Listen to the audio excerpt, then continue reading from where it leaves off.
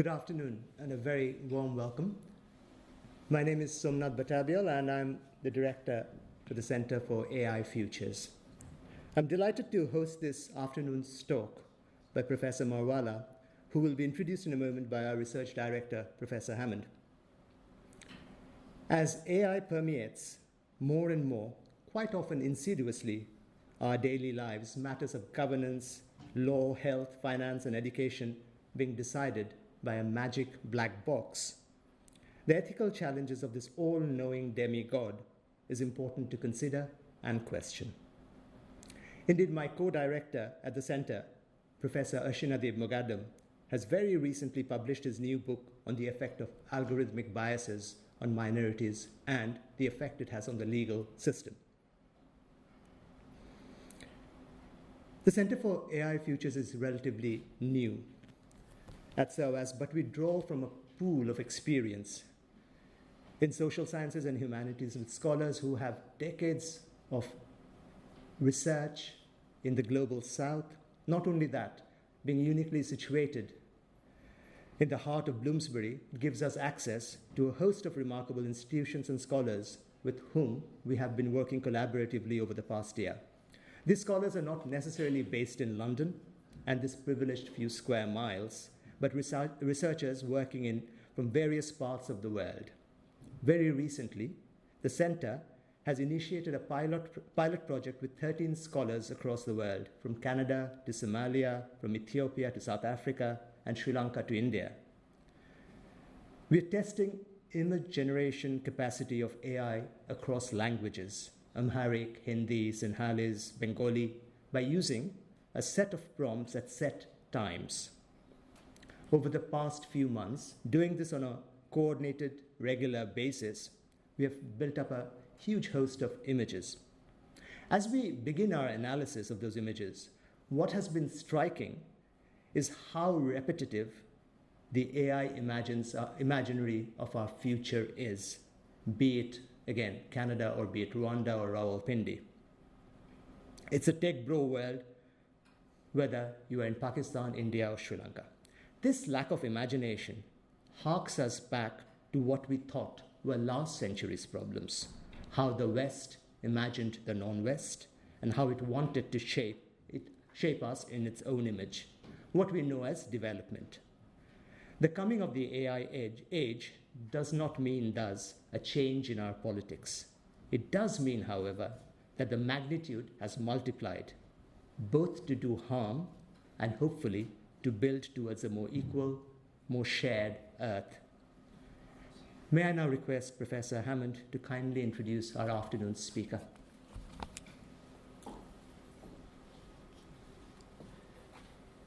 Thank you so much, Som.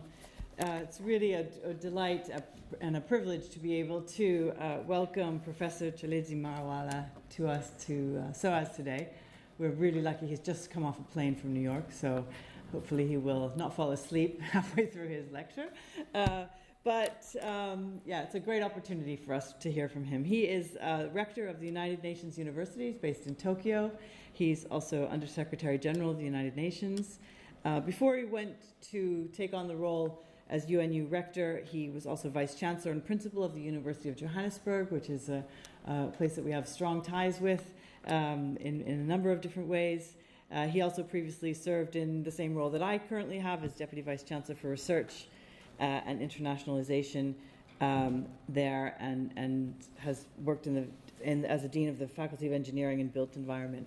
He's also really, for the last few decades, been engaged. He's one of the first pioneers, really, to be thinking about AI and particularly around the governance aspects of AI and the governance challenges, which is something that has in some ways been, well, he'll talk to us about this, but has been in some ways a vacuum.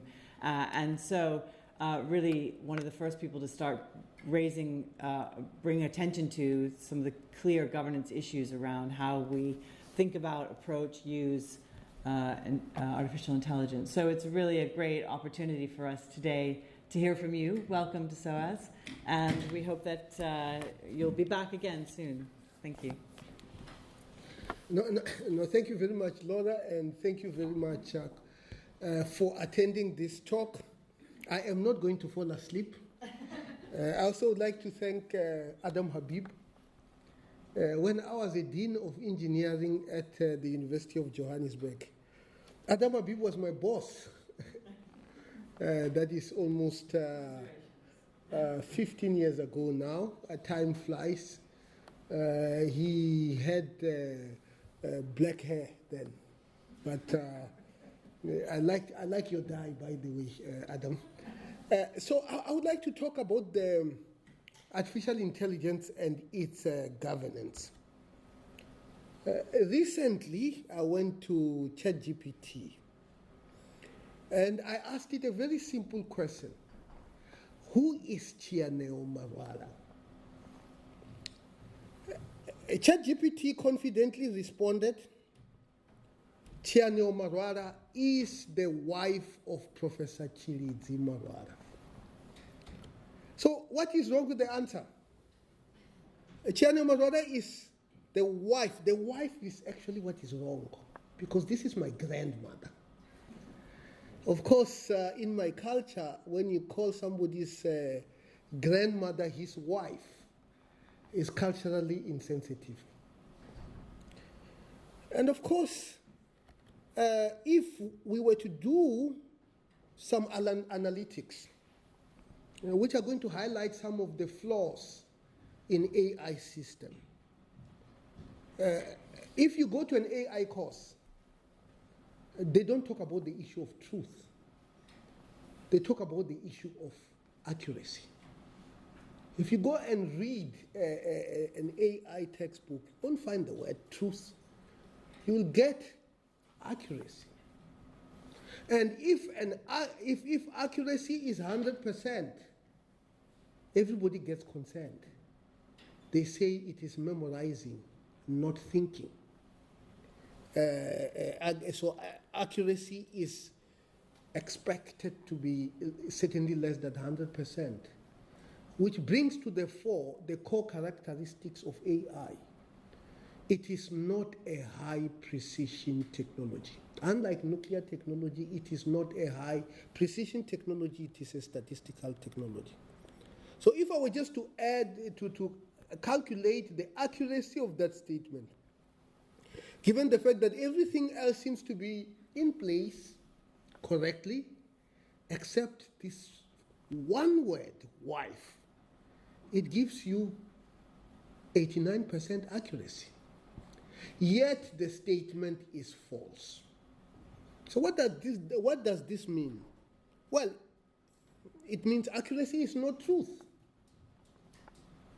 Accuracy is not truth. And I will talk about some of the algorithmic reasons why this is the case. I think part of the reason is because accuracy is continuous. I don't want to spend too much time talking about mathematical concept. Continuous means it can take any number. It can be 89.3, it can be 89.5, and so on and so forth. While truth is discrete. Discrete because it can only be either true or false. Now, if we go back to the algorithms themselves, a deep learning algorithm, and you go back to the mathematics of it, is based on differential calculus. When you train artificial intelligence and you calculate the so-called, whether you are using back propagation or you are using whatever you are using, you use differential calculus. And because you are using differential calculus, your functions must be differentiable. It turns out that discrete things cannot be differentiated. That is the fundamental aspect of calculus, So the way you handle this, you train the model in a continuous space, and if 0 is true and 1 is false, and you get 0.7, you round it off. And that rounding off actually takes away something about the truthfulness of this. So the transformation of continuous to discrete space which is the last step, is actually an approximation based on rounding off concept, which is inherently not accurate. Now, the other reason why that statement is wrong is because if you go back to the algorithm, all algorithms, AI algorithms, are trained using the so-called maximum likelihood approach. I don't want to get into the optimization class, mathematical concept, but the maximum likelihood approach looks for the most likely things. It turns out that if you go to the database and you find relations between two people, wife and husband versus mother and grandson, there's just more relationships of wife and husband than grandson and grandmother, unless the grandmother and the grandson are both famous. They will say, oh, yeah, his grandmother was also a prime minister of country X, for example. So because of this maximum likelihood approach, the algorithms by definition marginalizes less likely issues, which is a very, very big issue. And to deal with this, we will really need to rethink the whole algorithms. Then the second part, it is confident. We're so confident about me being the husband of my grandmother. And it is confident without giving confidence intervals. So if you go to whether it is large language models and you ask it a question, it will give you an answer. And that answer will come with no confidence intervals. And the reason for that, and if I were to go back to statistics, is because it is using what is called frequentist approach. Frequentist approach does not give the maximum likelihood, it does not give confidence interval. If you were to imagine it as a bell curve, it gives you the peak without necessarily giving you the spread or standard deviation that tells you how confident this thing is about. It turns out that this is not a technological issue. It is actually an economic issue, because you can build AI, and we have built AI as an example of the book that we wrote, using Bayesian framework in such a way that you can have confidence intervals. But it is expensive. It is computationally expensive, and that is why we don't get these things. As a policy recommendation, I would always say that AI must always give confidence intervals unless the application is time critical. If you are using AI to control an aircraft, maybe you don't have time for confidence intervals. You probably don't have time to have human in the loop, But if it is a diagnostic tool for disease, a millisecond is not going to make a difference. In fact, not only should you rely on these systems, but you should also get second opinion from your colleagues. These are policy issues. So,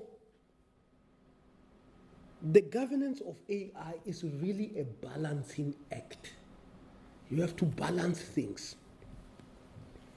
But for us to be able to govern AI, first and foremost, we need to identify AI values. What are the values that we need to use in order to design AI? And the United Nations actually has just released a report on the governance of AI. Amandeep, the tech envoy, was leading that process with experts from all over the world. But fundamentally, as a globalist, I know globalists are under attack. I would say that our values must be based on the Universal Declaration of Human Rights. Secondly, I would say that our values must be based on the UN Charter. What are some of these values? Transparency and openness. AI must be transparent. I think it should be open. Of course, the developers don't want it to be open because they say it's going to be copied and our business model is going to be disrupted. It should be truthful, as I've illustrated with my grandmother example. It should be safe and secure. And we need to develop some form of ethics that govern it. It should respect privacy of people. It should be inclusive. It should be, take into account diversity so that we have, huge amounts of information. One of the things that worries me is over-dependence on concentrated data, whether it is data that it gets from Wikipedia. If your data is distributed all over the place, it is not able to collect very well and put it together as a story because the statistics that drive it simply does not allow for that. And it should ensure equity. But here is the problem. The problem is that with all these values, and I've seen this even in the report, they will say it has to be transparent. But the problem is that if it is transparent, it comes at the expense of security. We know it, So how do you balance transparency and security? In fact, from an algorithmic perspective, if you want to, it also, transparency can also come at the expense of truth. Because to achieve higher accuracies, you would have to use complicated models like deep learning. And they are not transparent. And the only way you can achieve transparency is to use simpler models like fuzzy logic. And they are not accurate. Now, what is the balancing act? In mathematics, this idea of having many objectives is called multi-objective optimization. And if I were to use two things, maybe accuracy versus transparency, you can weigh it and create, you will know very well, Professor Okube, the work of Pareto, the Pareto optimal frontier. The Pareto optimal frontier basically gives you the optimal point for the weighing between two objectives or two or many objectives. Where you are on the frontier is actually a representation of your values, which is actually quite a powerful statement that you can take a mathematical concept and be able to link it directly to values. One example is risk versus opportunity. If we hear that if you are in Silicon Valley, there are more opportunity focused. If you look at the laws at the European Union, they are much more risk averse. And where you are on that Pareto optimal frontier is a representation of your values. And of course, when you talk about where you are, it becomes subjective. So your governance model becomes a subjective instrument, and subjective instruments basically tell you it's subject to interpretation and makes it much, much more difficult to govern. But we still need to govern it. We need to govern this technology. So how do we govern it? I would say, and this is only my proposal, that the first thing is to change human and organizational behavior. Human, we can change them through education. You can teach a human all they need to know, but they still have to have values that they actually observe. What are some of the lessons we can learn from the discipline of behavioral science to be able to build, to create a governance framework that will maximize the benefits of this technology while minimizing the risks? The second is the issue of mechanisms. The economist, Professor Okobe, have a concept called mechanism design.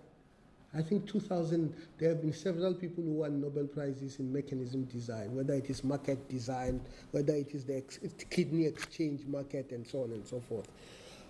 How do you design the rules so that you can be able to, it's a reverse game theory, so that you can be able to achieve the objectives that you need.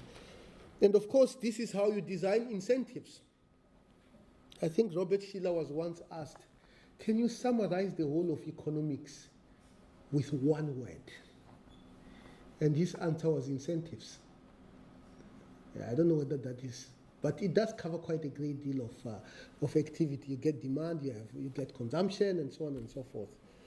So what are some of these incentives that we need to put into place so that the AI system actually maximizes the benefits and minimizes the risks? Because you cannot eliminate the risks. It's not possible, you know. Then the third aspect is to create institutional structures. The Secretary General, going to the Summit of the Future, said he is not opposed to the idea of forming an AI agency. It was widely recorded. It's an example of an institution. But for me, it is a little bit more complicated than that. There will have to be international institutions, because there's simply just certain things that you cannot govern unless it is done at the international level. The example that I can give is I moved from Johannesburg to Tokyo. And I used to watch television, my favorite TV program. But I can't watch it because it does not cross border. My son told me I can use a VPN. And I used the VPN to watch it. Then, when I was in South Africa, there is an organization called Lancet. It has all my blood medical records. All of it. You know, you go there, you know, it tells you year on year. It's obviously beneficial for my doctor in Tokyo to have access to it. But you can't have access to it. It's not ethical for me to say, doctor, use VPN to access my medical records. It's not ethical, you know. Cross-border data flow must be internationally regulated. And for me, as a policy recommendation, I would say that anything that has implications on sustainable development, you should allow data to flow across borders. Whether it is pandemics, whether it is climate-related data. We come from a continent with a river that starts in Uganda and in Egypt, 11 different countries. What happens upstream must be completely known for people downstream. So you should allow that data to flow. Of course, there are economic interest issues that would actually limit that. Then, of course, some of the things will have to be done at the national level. And some of the laws that govern AI within a jurisdiction must actually be done at the national level. And there will have to be some things that have to be done at the industry level. I think the best practice of whether a large language model must use how many layers of a deep learning algorithm and its size and activation, any activation function, is not something that should be left to politicians. I think it should be done by industry. So all these players are important: international, national, and industry, and balancing that is absolutely very important. Ultimately, at the Summit of the Future, it was proposed that the International Scientific Panel on AI shall be established, and this is what Amandeep is in the process of applying. I think we should also craft AI policies and regulations based on principles of multidisciplinarity. And as the United Nations University, we give technical briefs to politicians.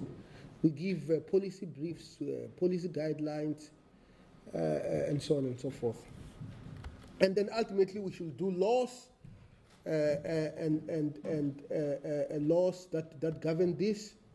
And all this must fit into Sustainable Development Goals. 17 of them, halfway through to 2030, we are lagging behind. So thank you very much.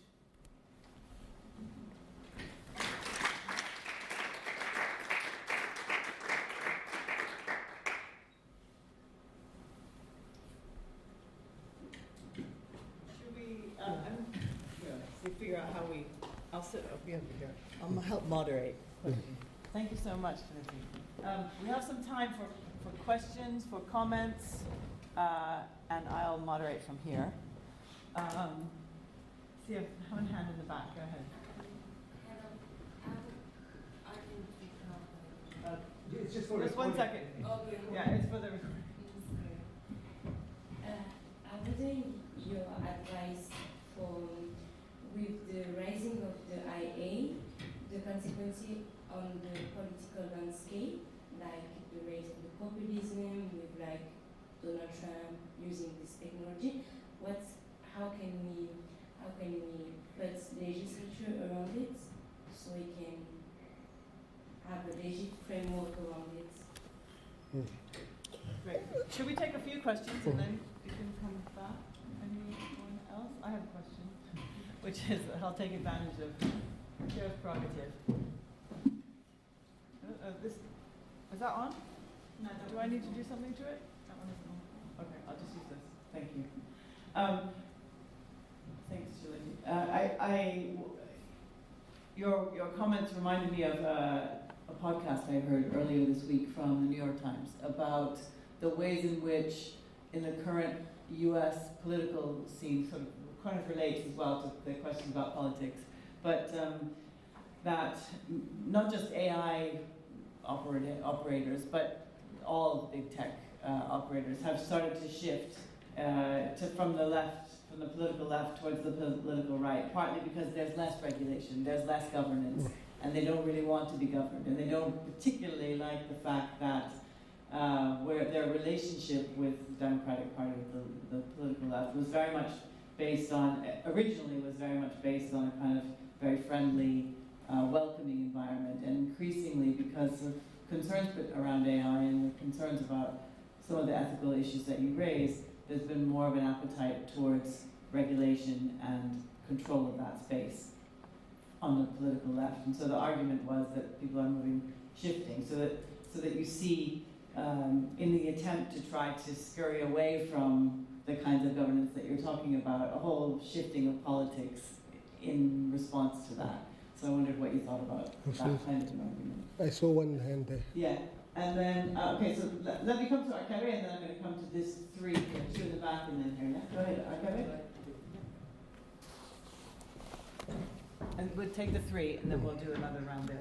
So I don't have something Keep the to question. write. Thank you very much, Professor Marwala.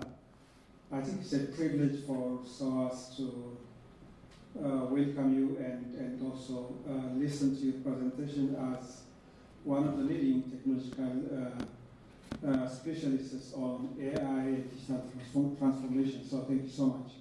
I have three brief questions. The development of AI is being accompanied by a big digital divide, more what we have, never seen in history, and it's being accelerated. And this has implication for developing and emerging economies, and particularly for the continent. What do we need to do that the divide can be narrowed and the capability can be developed? The second point is a big challenge is the big five. The companies in AI, their power is so huge in contrast to governments. And this is a big challenge. How can developing countries be able to cope with these big giant companies which do not necessarily represent interests of developing countries? And the last point is, how can African countries also build their regulatory power in an industry which they don't really understand because it's quite rapidly growing? Thank you. Great. Do you want to take those questions, and then we'll come back to you? No, absolutely. I'll start with the issue of fake news and what do we do about it. Of course, it goes against one value, which is truth. Well, I think you must have policies and regulations around it. And what is actually even concerning is that even companies that used to have checks on truthfulness of their posts are now actually abandoning them because of this shift to the left, to the right. You see, the big problem is that in many countries, unless you are under oath, lying is not a criminal offense. Unless you are under oath. If you are in front of a judge, in fact, they will actually make you swear that you are not going to tell the truth, you know. So it is not a criminal offense. But I think spreading fake news, certainly around certain areas, should actually be the issue that needs to be dealt with from a legislative perspective. And this can be best done by governments. I wouldn't expect an international law to be able to do this unless it is crossing borders. You are lying about what is happening on the other side, but we need to do this. But I have to confess that there is no consensus. You have countries that completely feel that this technology must be minimally regulated. Then you have countries that actually are not even participating. And then you have countries that feel that you have to be very, very strong on legislation. The AI Act, recently adopted by the European Union, is a good example. And I think it touches on what you also said. The shift to the right and the resulting pulling down of the guardrails, deregulation probably is going to define the era in which we are actually going to be entering. And all I can say is that we need to be vigilant. We need to strengthen our educational contributions to make sure that the people themselves can know how to protect themselves. and they have good ethics as they interact with as developers and as users of this technology. I mean, the issue of digital divide is a big issue, and it is broader than just AI. At the international level, in fact, at the Summit of the Future, we adopted the Global Digital Compact. And the Global Digital Compact tries to address the issues of digital divide. What are the issues? For me, with respect to AI, these are issues around data.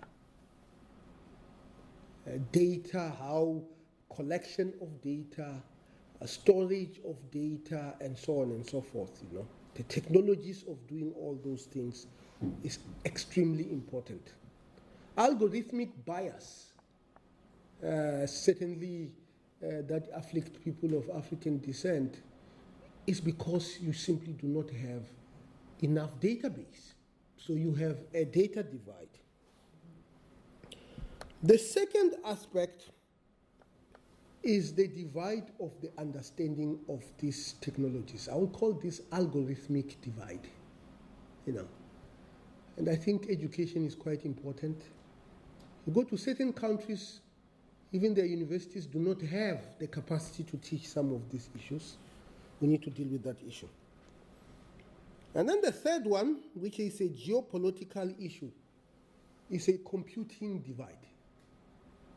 When I was doing a PhD, I was a PhD student at Cambridge, and many of the students here were not yet born, doing AI. Just to train a neural network with a single layer will probably take half a day. Now on your computer is like what, 20 seconds, you know. So access to computing has revolutionized this technology and make things that were developed in the 80s and the 90s possible to scale up.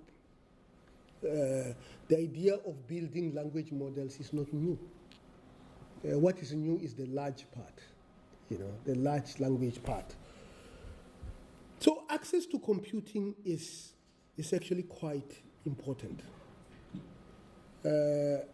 Just hiring computing from Amazon Web Services for 1 hour is very expensive and is completely unaffordable by many people in the global south. And when you come to AI, we are not just talking about contemporary computing that is based on CPUs. You are talking about computing that is based on GPUs. And we know the global fight over GPUs.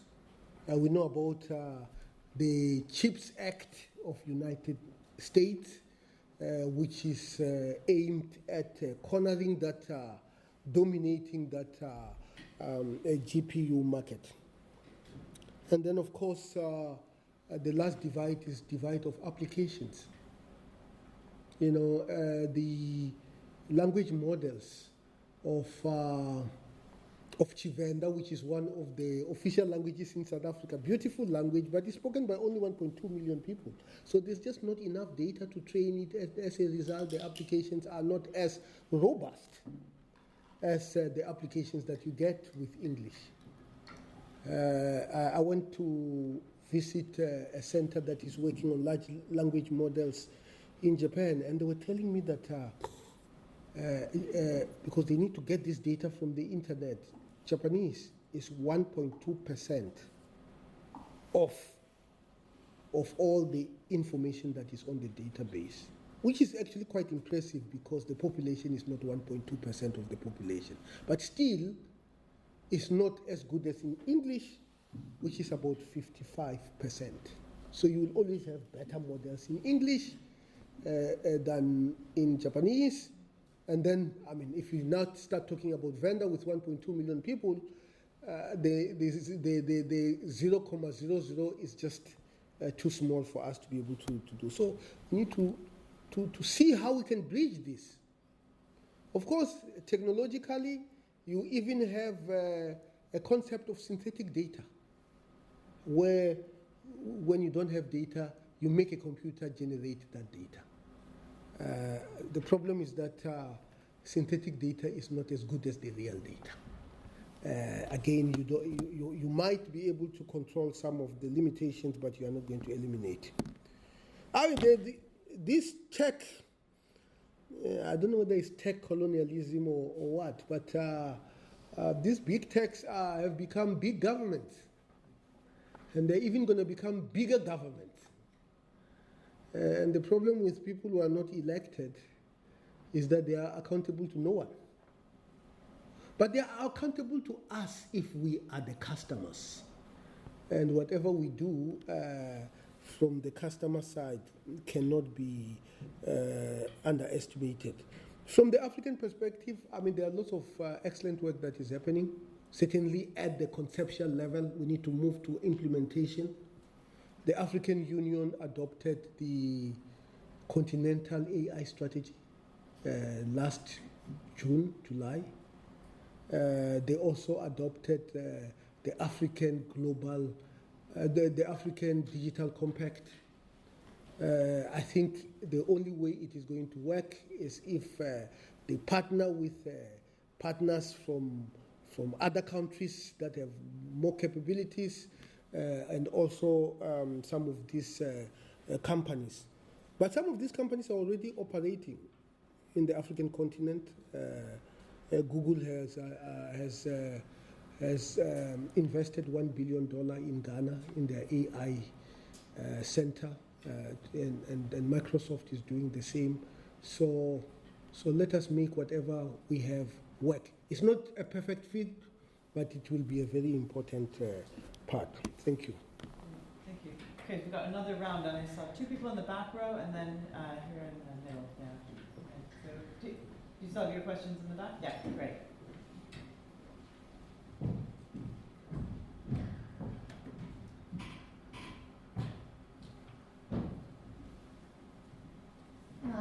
Thank you for your talk. I wanted to talk a little bit about like the reliance that we as students have on AI tools like ChatGPT, for example.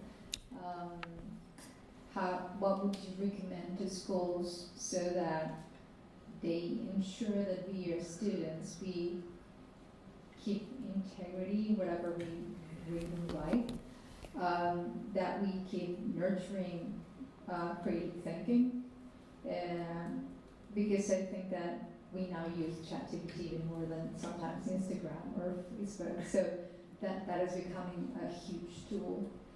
And it can be risky, but also a very important tool. So what would you recommend schools to do so that we keep on using these tools, but in a good way? Thank you. I'm glad that question came from a student and not from an instructor. But we have the same questions. And her convener is sitting here. Absolutely. Anyone else in that room? Yeah, go ahead. Yeah, so maybe thank you, first of all. I would have a lot of questions, but I'll try to keep it at once. So one is I wanted to ask about your opinion on the economic impact that the AI is having worldwide. Right now, it is growing up exponentially, and there is a lot of questions from people. I've seen even there is a whole work balance growing up for data annotation, right? Because the companies don't even have the resources to put the data to create the training tools sufficiently. So they're like getting a lot of people outside and all over the world to create data annotation to train the tools, and that's becoming a job, right? Like small jobs, and that is growing up over the last years, and it's having a huge impact on actually how data is flowing through, and it's actually being capable to train the AIs.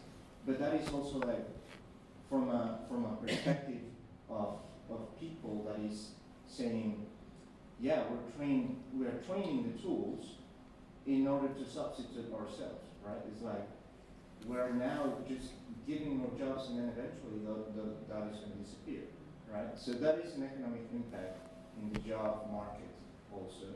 So my poignant question is, what do you think is the future, that the train line that we should take? Is it okay? Do we need to move towards settling that kind of jobs, or is that something that it needs to be regulated? Great, thank you. Then let's move down a couple rows to the middle. Thank you, Annabella. Just passing that one over. Thank you. Hi, thank you for your talk. I was just wondering, how do you envision the evolution of network states, and what do you think AI plays in bridging a gap between decentralized digital communities, and what's the best way to regulate that kind of framework? Okay. Leave it, Sam. Go ahead.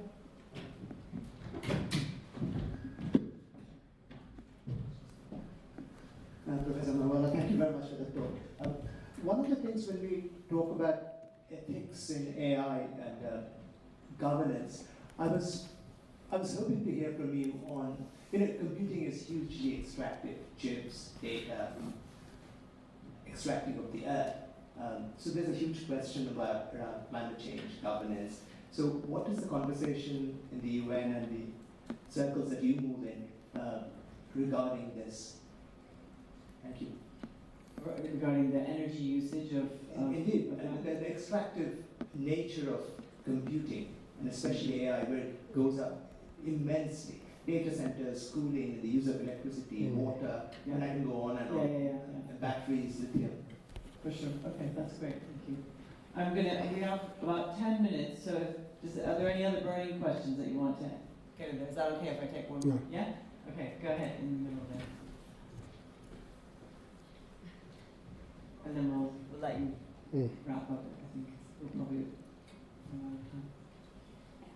Hi, from a technical perspective, because I'm just an SES student, a lot of the issues with AI regarding ethics is differences in data and data quality that we get, partly data instrumentation.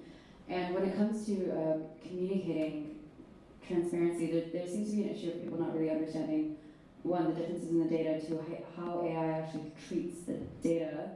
And I think my question is to do with how we can overcome that. And also there's, I guess, resistance amongst people on the tech side of things to regulation because we perceive it as a slowing innovation. Great. Okay, no, thank you very much. I think on ChatGPT, I think we should use these tools. But I think there are new skills that we need to teach people. It's not going to be exhaustive. I think verification is very important. And verification is not easy to do. I was reading about myself, mirror on the wall. And then I realized that the things that are easier to correct are numbers and names of places. Anything else, you have to have deeper knowledge to be able to verify, And now the question is, how do you verify something that actually seems to be true? And that is why I always say that when you use these tools, the human must always be on the loop.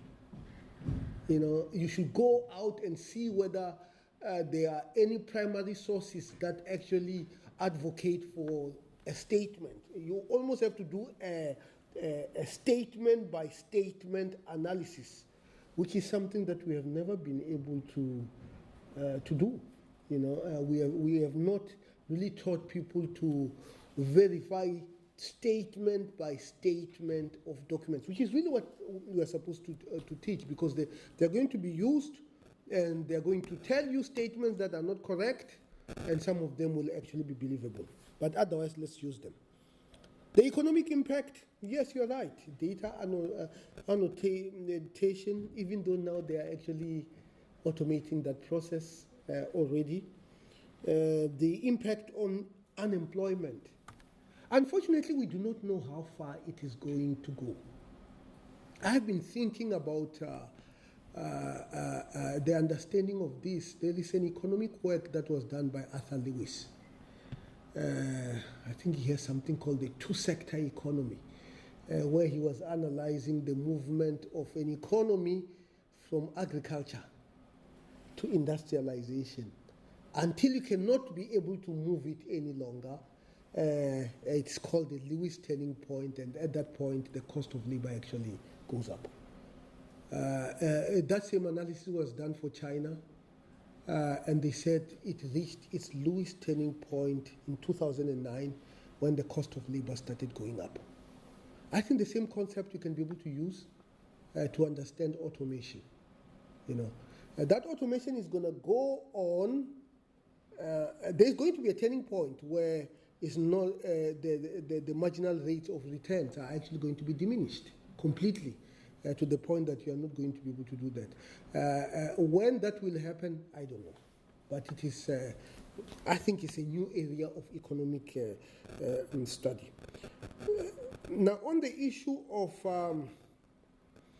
network of state, of course, AI can be able to connect people, but it connects with all these limitations.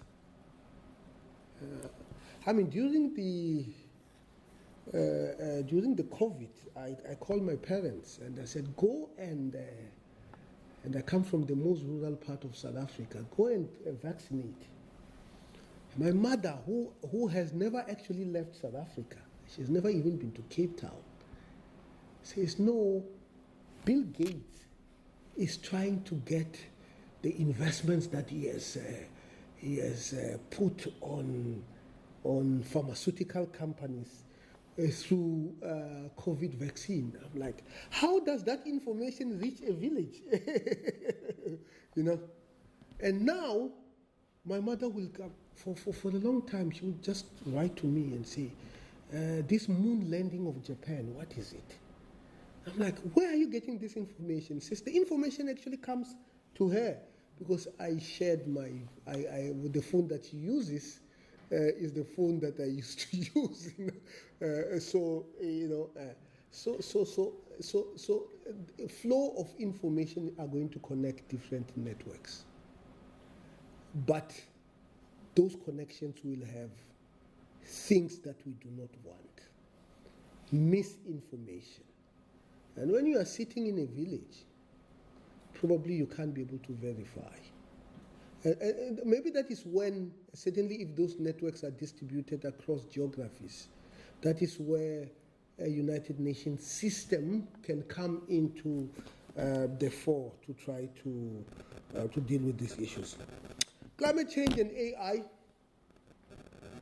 We wrote a policy brief on this. I'm an engineer. As an engineer, you are told that when you design anything, you look at two objectives. The first one is performance, and the second one is cost. And we said no. Where is sustainability? And many people, they will tell us. I'm not going to name any companies. They say, look, I like to do sustainability, but unless my competition does that, then I am disadvantaged. Which means global norms and global regulations becomes very important when you have to deal with issues of sustainability. Material selection. If you are going to build the data centers, you spend a lot of time just selecting all the materials, where you're going to get them, and you even have softwares to do that. All those softwares just look at performance and cost, not sustainability. Of course, there are certain things of sustainability that are much more difficult to codify, But I think we need to do that. And this issue, I do know that the COP process, many people criticize it, does have projects around climate change and AI. The big... something to that word you're using. Can we think, as engineers, as you talk about costs, can one think ethically that the cost of a project, when it's extraction of the earth, and the sustainability, can it be related, and think the cost is too much? Absolutely, absolutely. But the mindset of an executive, when he's thinking about cost, or she's thinking about cost, is not thinking about the impact on the environment in 5 years' time. It's thinking about going to the New York Stock Exchange and explain to investors why the share price has gone down. So that's it's good, but that is that is a much more a real way of capturing cost. But if it is not reflected in the share price, then they're not going to do it. There has to be some form of incentive. Incentive can mean disincentives, which are regulations.